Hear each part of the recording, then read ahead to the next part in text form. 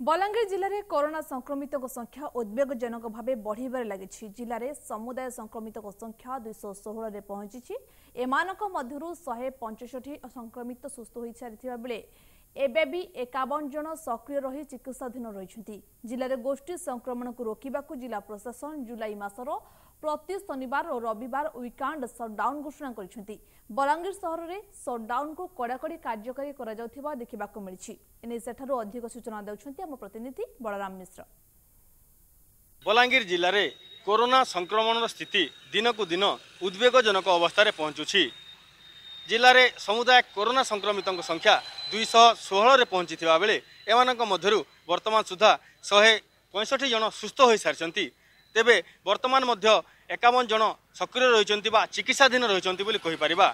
तेबे बलांगीर जिले में जेभली कौनसी प्रकार गोष्ठी संक्रमण न हुए से बलांगीर जिलापाल पुणी थे बलांगीर जिले में वीकेंड सटडाउन घोषणा करछंती। तदनुजाई आज जुलाई मासर जो प्रथम सप्ताह वीकेंड सटडाउन द्वितीय दिन रही एवं ये वीकेंड सटडाउन द्वितीय दिन में जेपरी सटडाउन को कड़ाकड़ी भाव पालन करा कार्यकारी करा पुलिस पक्षर विभिन्न छकरे व्यापक पैंतरा मरा जाउछि। रास्ता घाट में यातायात करथुवा लोकंकु पर्याप्त कारण नथिले पुलिस फेराई देउछि बा अमानिया लोकंक ठारू पुलिस फाइन आदाय करछि। बलांगीर बलराम मिश्र, MBC न्यूज।